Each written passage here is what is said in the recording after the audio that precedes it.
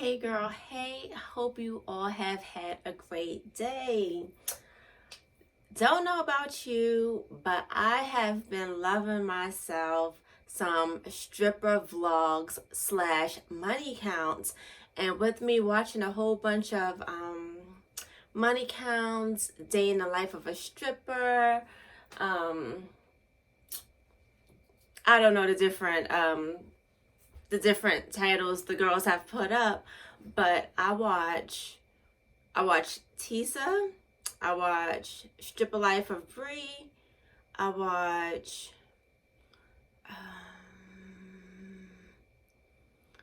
goodness, I watch The Shy Stripper, I watch I think Manhattan Barbie. I watch the pregnant stripper. Her name is, I think, Pam DeVita. I watch BB somebody. I can't recall her name. BB somebody. I think she's out. I think she's in Texas.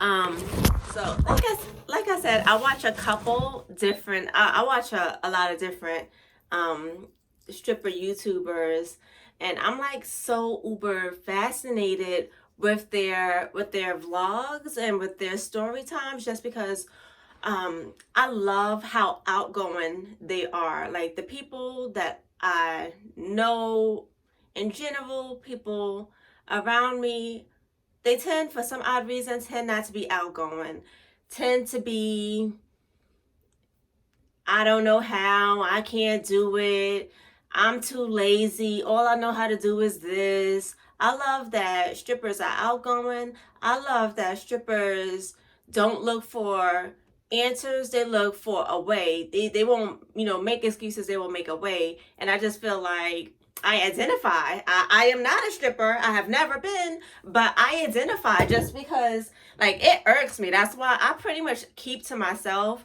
because like on one hand, I do want to help, and I'm always thinking, my brain like always works, okay, this is the problem. Okay, how are we going to fix this problem? But people, oh, I can't. And basically people like to have the give me mentality. Oh, well, you figured it out. Give me, help me, give me. Where don't nobody give me shit. Help me, give me, nada, not happening. So like I kind of distance myself from a lot of folks, and I love these girls because they are grinders, they are, make-a-wayers, they are go-getters, they are self-motivated. So many people are just not self-motivated, So with that being said, I watched the Stripper Bootcamp ATL. So this is my reaction, and this is my little review to Stripper Bootcamp ATL Season 1. That was so good. It was so good. And it was like so good to watch the different perspectives, just because you get one lens from the two instructors, Tisa and Bree, and then you see different angles and different perspectives from some of the ladies that were in the house. And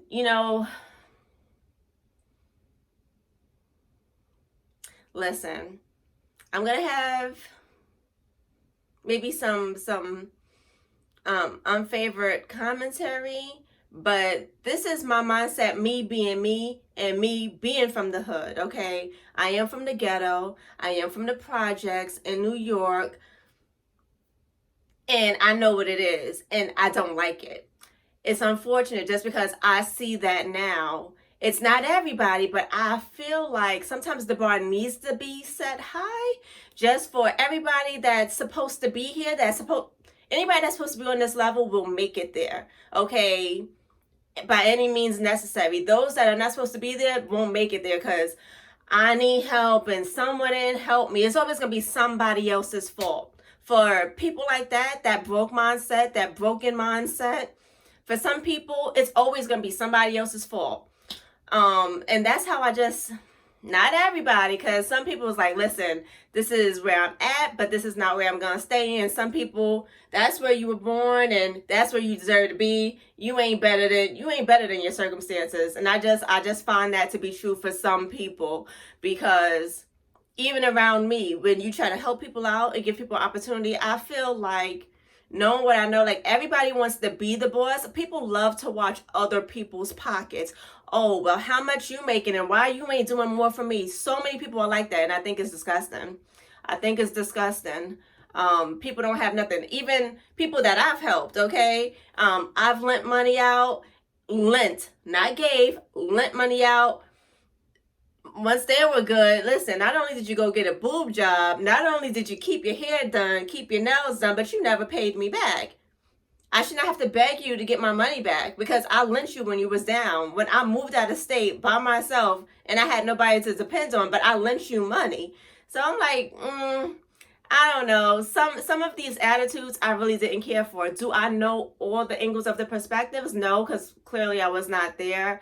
But when people kind of say that, or trying to count how much money Bree and Tisa are making, like, really, that's none of their business. This is a boot camp. You're there to learn. You're there to grow. You're there to get tips. And I'm always of the mindset of make the best of the worst situation. Listen, if I spent my money on something, I'm not going home a dub, okay? Whatever it is, I'm going to learn something. I'm going to get some information. I'm going to get some tips. I'm going to get some connections. I'm going to get something. So when I go back home, I'm better than I was when I came there. Especially if you said you didn't pay the full amount to get there because you didn't have it.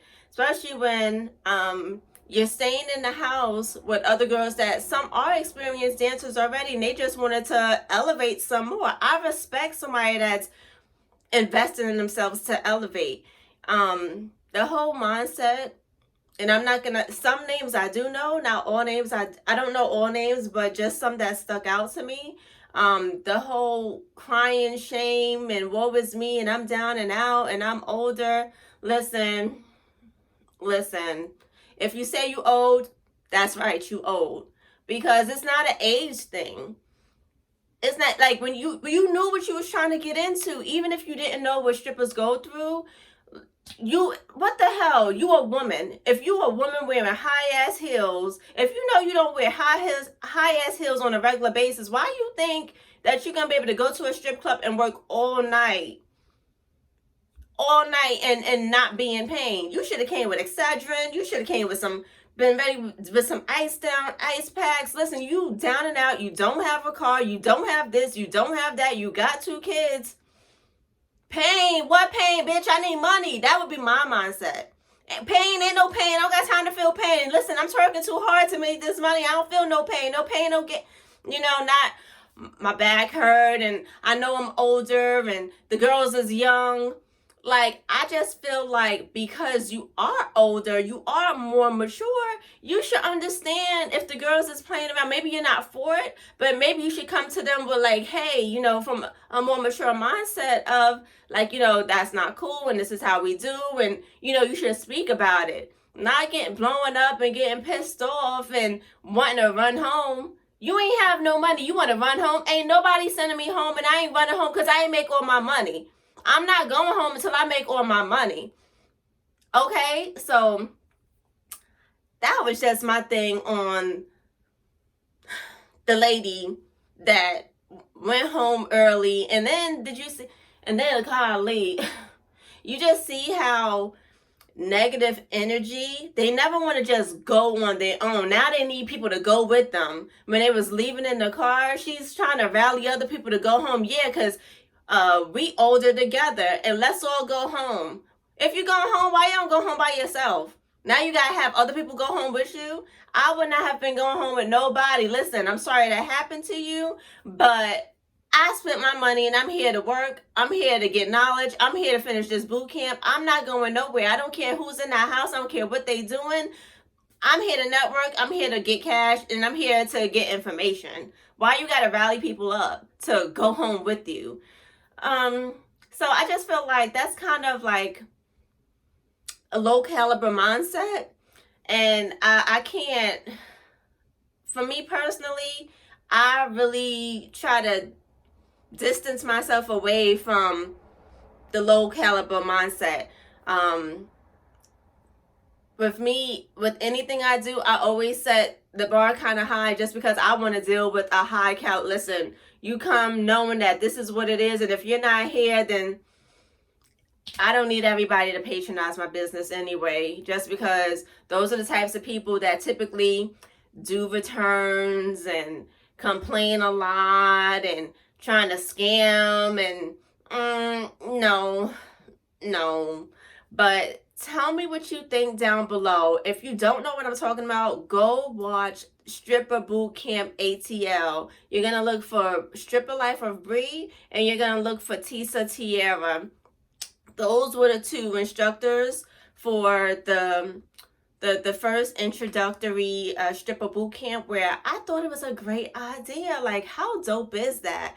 I could only imagine how scary becoming a stripper could be. Like, first off, it's not something that's socially accepted. Just like what I do multi-level marketing. You put that up and it's, negative this, it's a scam, it's a pyramid. Mind you, if you have a job, you're in a pyramid. Like, just point blank and period. You're not the president, you're not the CEO, you're not the vice president. You're not any of that, and you never will be. You're just an employee, and if you're not a low-level employee, you may be low-level management or mid-level management, but you're not at the top where you're making hundreds of thousands of dollars, because if you was, those types of people tend not to watch YouTube. People really making money tend not to watch YouTube. So you're in a pyramid as well, whether you go in and you clock in and you get paid hourly, or you are commissioned. It is a pyramid. You either, if you're a business owner, you own a job where you employ other people and you get paid off their labor, or you either own a job or you're in a job. You own a pyramid or you're in one, and that's just that. But again, back to being a stripper. Being a stripper is not socially acceptable. People are very small-minded, I would say. If it's not like, something that everyone is doing, is like, oh my gosh, like, how could you be doing that? It's socially acceptable for people to be in debt buying stuff they can't afford.